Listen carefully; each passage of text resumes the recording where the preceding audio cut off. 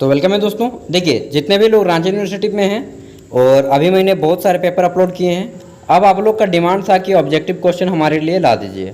तो देखिए, 1 मार्क्स के जितने भी क्वेश्चन हैं ऑब्जेक्टिव तो नहीं बनेगा, वेरी शॉर्ट आंसर टाइप इसको हम लोग बोल सकते हैं, यानी कि अति लघुत्तरीय प्रश्न। ठीक है, इसमें आपको 1 मार्क्स वाले 10 क्वेश्चन पूछे जाएंगे एग्जाम में।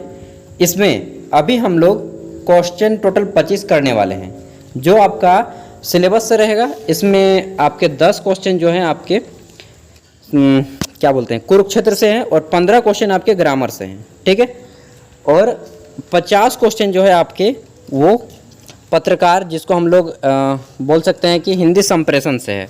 50 क्वेश्चन हम लोगों ने कर लिया है हिंदी संप्रेषण का। अगर आपने वीडियो नहीं देखा है तो देख लीजिएगा, उसमें टोटल 50 क्वेश्चन कराए गए हैं पत्रकारिता हिंदी संप्रेषण। ठीक है, इस वीडियो में हम लोग 25 क्वेश्चन करेंगे, जिसमें से 10 क्वेश्चन आपके कुरुक्षेत्र से हैं। ठीक है, और 15 क्वेश्चन आपके इसमें हैं, व्याकरण में है। तो चलिए शुरू करते हैं। ठीक है, देखिए, पहला है आपका कुरुक्षेत्र में कितने सर्ग हैं। पहला क्वेश्चन राइट आंसर होगा 7 सर्ग हैं। ठीक है, आगे देखते हैं। क्वेश्चन है कि कुरुक्षेत्र का दूसरा नाम क्या है। तो इसका दूसरा नाम है समथ पंचक। ठीक है, समथ पंचक। आगे देखते हैं तीसरा क्वेश्चन। इसमें पूछा गया है कि कुरुक्षेत्र का नाम किसके नाम पर रखा गया है। तो दोस्तों, कुरुक्षेत्र का नाम राजा कुरु के नाम पर रखा गया है। वहाँ के एक राजा थे कुरु, उन्हीं के नाम पर कुरुक्षेत्र का नाम रखा गया। अगला है कुरुक्षेत्र का युद्ध कितने दिनों तक चला। तो कुरुक्षेत्र का युद्ध 18 दिनों तक चला था। ठीक है, आगे देखते हैं। क्वेश्चन है कुरुक्षेत्र का वर्तमान नाम क्या है। तो कुरुक्षेत्र का वर्तमान नाम है थानेश्वर। हम लोग जानते हैं थानेश्वर, और यह कहाँ पे है, हरियाणा राज्य में है। अगला है कुरुक्षेत्र किनकी रचना है। तो दोस्तों, कुरुक्षेत्र राष्ट्र कवि रामधारी सिंह दिनकर जी की रचना है। ठीक है, नेक्स्ट क्वेश्चन है, अगला क्वेश्चन है कि कुरुक्षेत्र का प्रकाशन कब हुआ।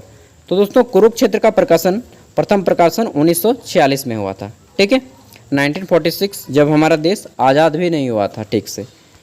आगे देखते हैं। अगला क्वेश्चन है कि रामधारी सिंह दिनकर का जन्म कब हुआ। तो 23 सितंबर 1908 को रामधारी सिंह दिनकर का जन्म हुआ था।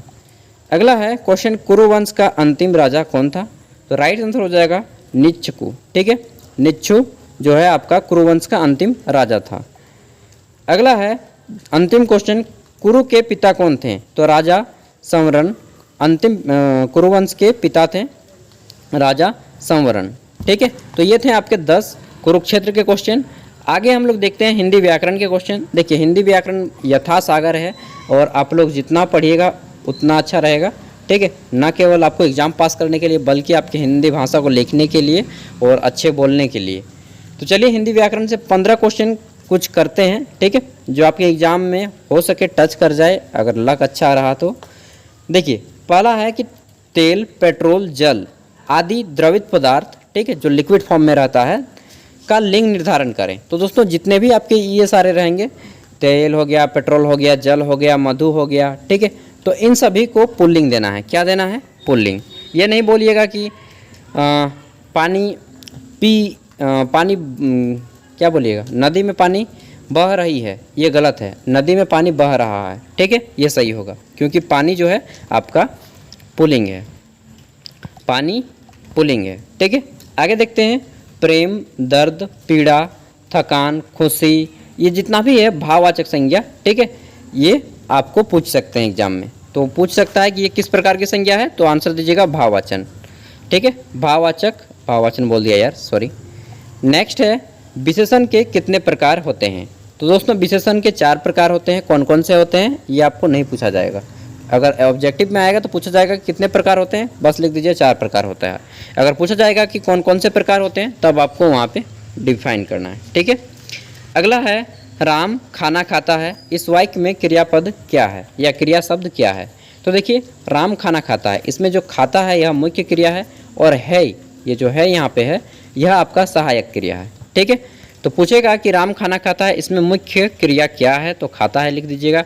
अगर पूछ दे कि सहायक क्रिया क्या है, तो आपको सहायक क्रिया है देना है। ठीक है, ये आपको एक एग्जाम्पल दे रहा हूँ मैं एक एक करके, आपको इसी टाइप के एग्जाम में क्वेश्चन आएंगे।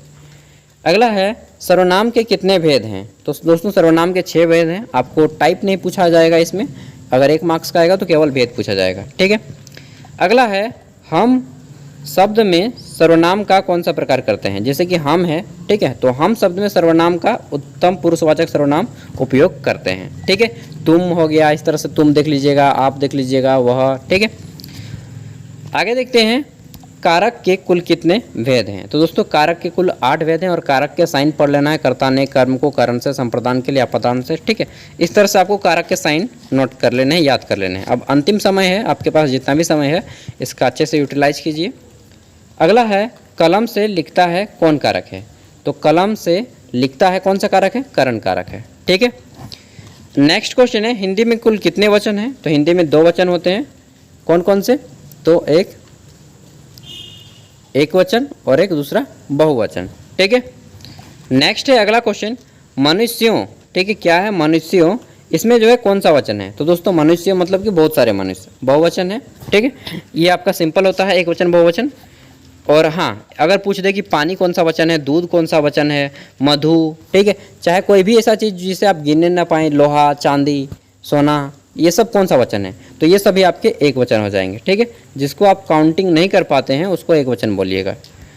आगे देखते हैं अगला है समास के कितने भेद होते हैं, ठीक है। तो समास के कितने भेद हैं? 6 भेद हैं।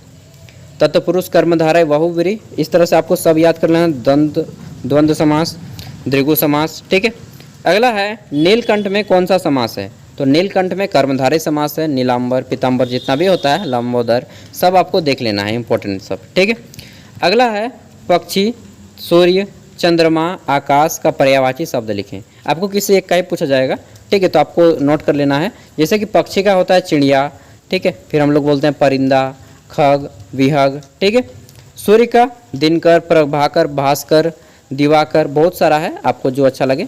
चंद्रमा का कौमुदी, आपने सुना होगा कौमुदी महोत्सव, एक प्रकार का महोत्सव होता है। अगर आपने इतिहास पढ़ा है, चंद्रगुप्त मौर्य देखा है, तो कौमुदी महोत्सव नाम का एक महोत्सव होता है, ठीक है। कौमुदी का मतलब होता है चंद्रमा, ठीक है। चंद्रमा हो गया, रश्मि हो गया, मरीच हो गया, सॉरी, चंद्रमा का रजनीश होता है, कौमुदी रजनीश, ठीक है, चंद्र।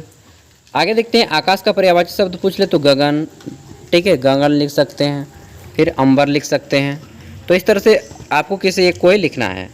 तो बस ये कुछ क्वेश्चन थे जो कि इम्पोर्टेंट थे। अब आपको जितना भी है प्रैक्टिस कर लेना है, कर लीजिए। अब केवल रिवीजन मारना है, ठीक है।